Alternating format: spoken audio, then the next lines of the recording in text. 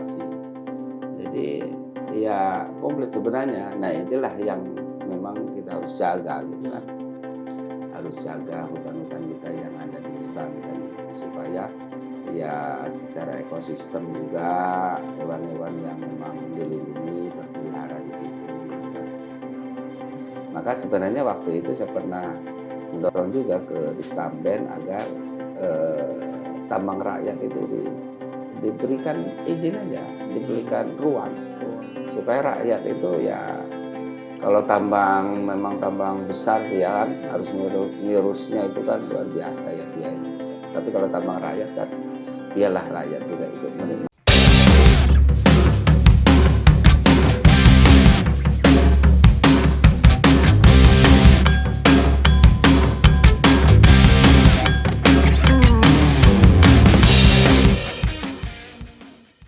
Ya, Assalamualaikum warahmatullahi wabarakatuh, Tribuners. Jumpa lagi bersama saya Ahmad Tajudin. Di mana kali ini pada podcast Parlemen Corner ini kita sudah bersama dengan Ketua Fraksi dari Partai Amanat Nasional. Beliau salah satu anggota DPRD Provinsi Banten akan membahas soal isu-isu yang ada di Provinsi Banten. Kita sapa dulu nih. Ada Pak Ishak Sidik. Nah, gimana nih Pak? Sehat Pak? Alhamdulillah sehat. Ya. Boleh sapa Pak Tribuners? Iya, Tribuners. Terima kasih sudah berkunjung ke fraksi PAN DPRD Provinsi Banten dalam rangka ya bincang santai ya Pak ya. Santai mengenai Provinsi Banten. Nah, kebetulan ini juga saya baru ketemu nih sama Bapak nih ya. Iya. Nah Pak, dalam kesempatan ini mungkin kita bahas soal yang lagi ramai mungkin nih Pak, soal perhutanan nih Pak. Hutan di Banten ini seperti apa nih Pak kondisinya saat ini Pak? Iya. Kehutanan di Banten sih saya kira ya luasan wilayahnya tuh ribuan hektar ya. Kalau saya pernah berkunjung ke beberapa ya kehutanan ya, dinas kehutanan. Juga di beberapa perhutani kan ada yang dikelola juga oleh perhutani ya. Ada banyak hutan lindung juga di Provinsi Banten. Saya melihat sih memang masih sangat luas lah ya, ribuan hektar. Saya kira hutan yang ada di Provinsi Banten ini ada beberapa kriteria kelihatannya. Ada hutan produksi. Hutan produksi itu hutan yang boleh ditebang pohonnya. Artinya sekalipun tebang juga nggak babi buta lah ya. Hanya pilih-pilih yang umurnya berapa, yang ukurannya berapa kali kan. Nggak boleh juga ditebang akhirnya gundul sekalipun memang hutan produksi gitu kan. Ada juga hutan lindung. Jadi hutan lindung itu hutan yang melindungi terhadap kemungkinan adanya banjir, abrasi, longsor yang diakibatkan oleh hujan itu kan. Itu hutan lindung itu fungsinya seperti itu untuk melindungi hal-hal yang nanti akan bencana gitu kan. Ada hutan konservasi. Hutan yang melindungi terhadap binatang-binatang ya atau juga hewan-hewan yang dilindungi dan sebagainya. Itu juga menjadi hutan konservasi gitu ya. Seperti kita di Ujung Kulon itu kan itu nggak boleh karena ada badak kan. Iya, yang harus dilindungi. Iya, hewan yang dilindungi kan. Hutannya juga hutan konservasi. Jadi ya komplit sebenarnya. Nah, itulah yang memang kita harus jaga gitu kan. Harus jaga hutan-hutan kita yang ada di Banten supaya ya secara ekosistem juga hewan-hewan yang memang dilindungi terpelihara di situ gitu kan. Apalagi kan ini kalau untuk masalah perhutanan mungkin lagi disorot nih Pak dengan adanya tragedi yang di Sumatera itu yang kemudian setiap daerah mempertanyakan soal gimana nasib hutan di daerahnya dan bagaimana ke depannya gitu. Nah di Banten sendiri dari DPRD sendiri pengawasannya seperti apa nih Pak untuk hutan-hutan yang ada di Banten Pak? Iya, jadi memang tahun berapa gitu ya, memang ada perubahan aturan mengenai boleh tidaknya pengelolaan oleh swasta kaitannya dengan hutan lindung ya. Hutan lindung itu boleh dimiliki oleh swasta, dijadikan sebagai alih fungsi lahan lah ya, sehingga memang hutan itu bisa diproduksi gitu, bisa dieksplorasi gitu kan. Ada juga menjadi pertambangan gitu kan. Tahu ya kalau misalkan untuk jadi perkebunan sawit kayaknya sih di sini nggak ada, karena memang perkebunan sawit udah zamannya Belanda kali ya sudah ada ya kalau saya lihat jalan-jalan di daerah daerah Lebak gitu kan. Ya? Iya, daerah Lebak, daerah Pandeglang, tahu Pandeglang gitu. Tapi Lebak lah ya, yang luas sekali kan. Yang luas itu yang daerah Lebak ya. Iya, daerah sawit itu kan. Yang ada sekarang itu ya kalau saya lihat pengawasan itu ya untuk dieksplorasi kayak daerah Lebak gitu kan. Ada mungkin tambang emas gitu kan, atau di Pandeglang gitu kan. Saya memang belum meneliti secara detail ya, apakah memang itu ada tanah lindung atau tanah pemerintah, terus juga dialih fungsi lahan gitu, dieksplorasi. Tapi kalau setahu saya di daerah Bojonegara juga ada tanah hutan lindung gitu, hutan lindung dialih fungsi lahan, akhirnya untuk dieksplorasi, untuk ditambang. Dan itu cukup pihak yang mengajukan untuk alih fungsi lahan itu bayar PNBP. PNBP itu terkadang sangat kecil ya.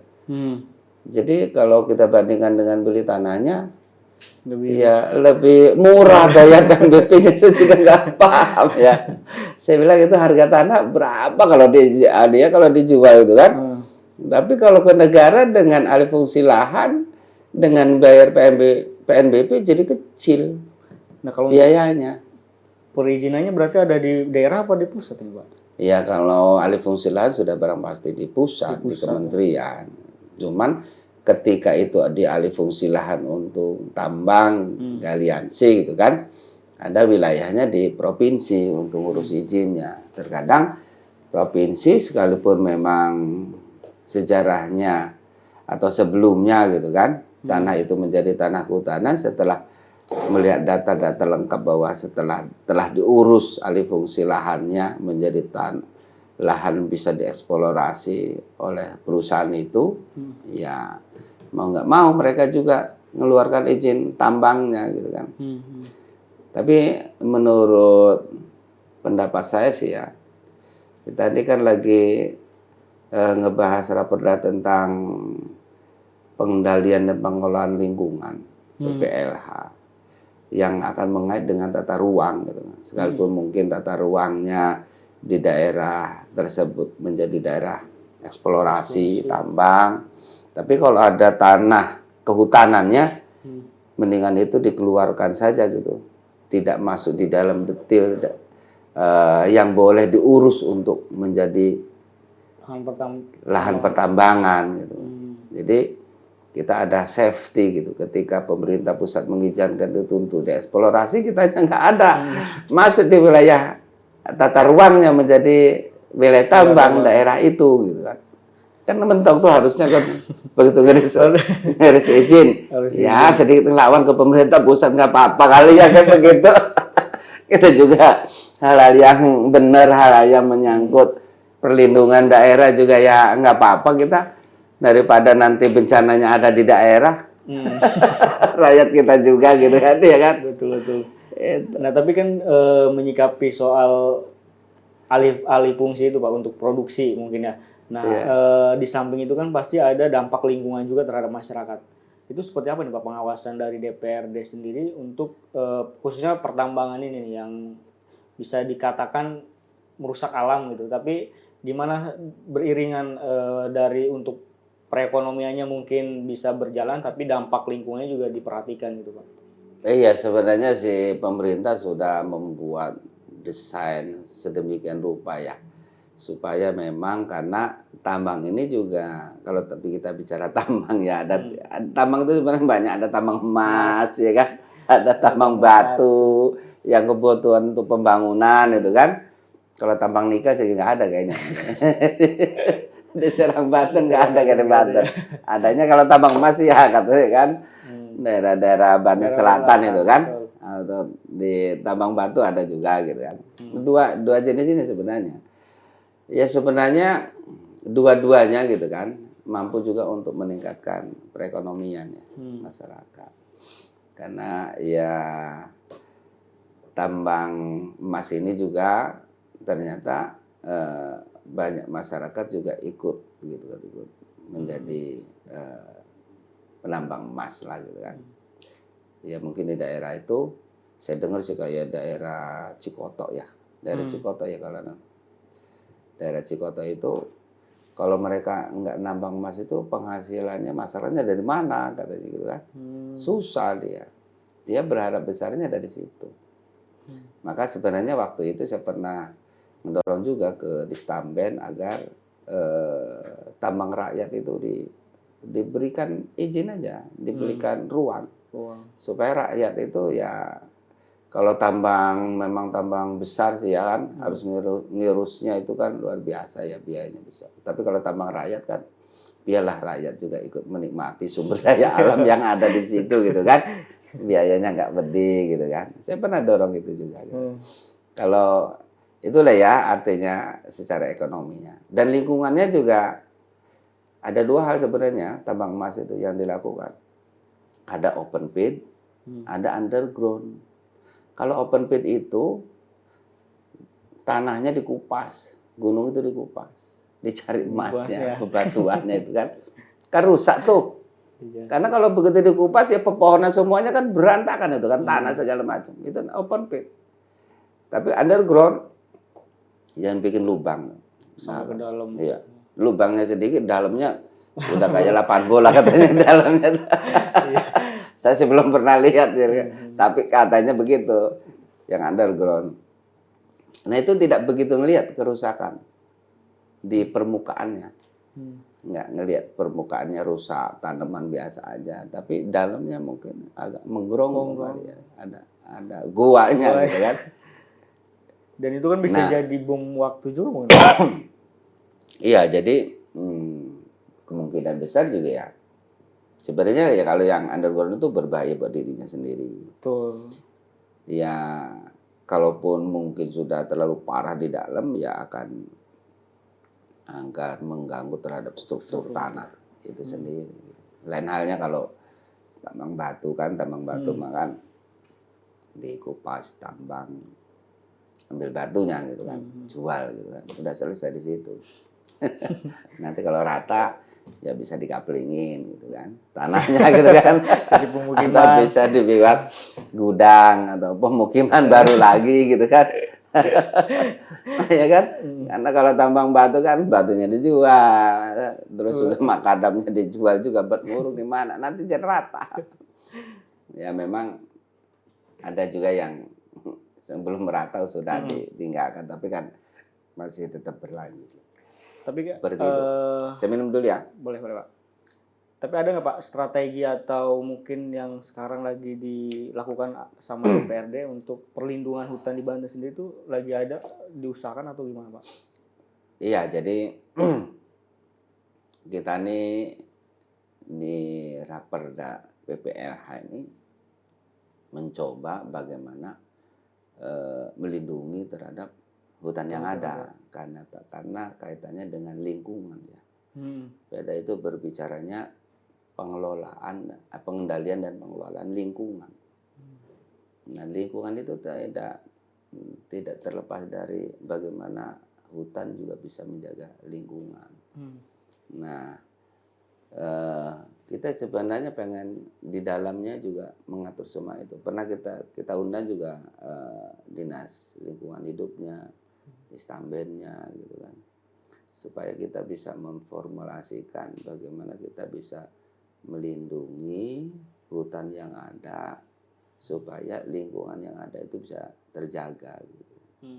Jadi konsepnya yaitu kalaulah itu ada hutan lindung, kita jangan sampai di daerah memberikan izin untuk dijadikan wilayah tambang.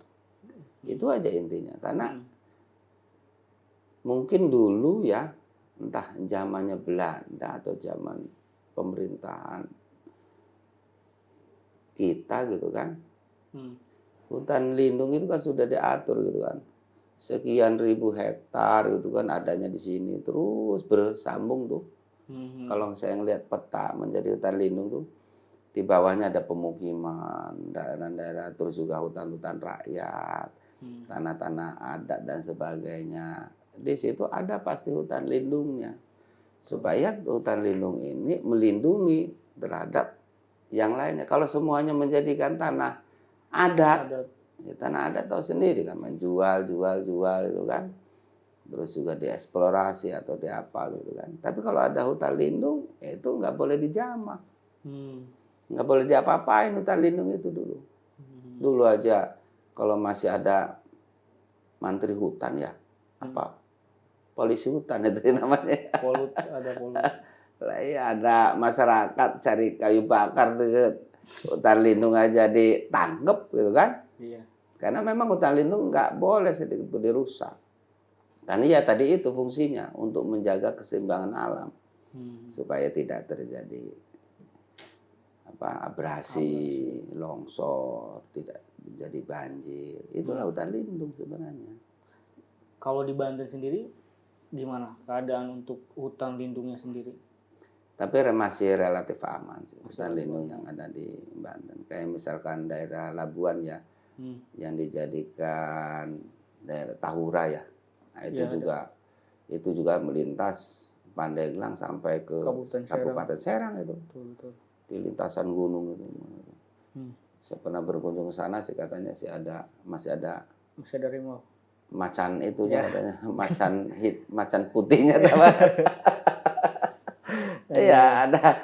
Ya itulah kan hutan-hutan kayak gitu kan melindungi marga satwa ya. Satwa betul. Iya, jadi memang itu betul-betul sebenarnya sekalipun itu memang hasil warisan zaman pemerintahan Belanda, tapi memang ya fungsinya itu hutan lindung untuk menjaga keseimbangan alam. Jangan sampai hutan lindung kita garap, kita eksplorasi, kita ambil sumber daya alamnya, ya bisa manusianya juga hilang nanti. Bisa lenyap. Iya, bukan binatang, hewan aja yang lenyap, manusianya juga hilang, lah ya kan? Ya kita menjadi pengalaman besar lah ya yang di saudara-saudara kita yang di Sumatera lah ya.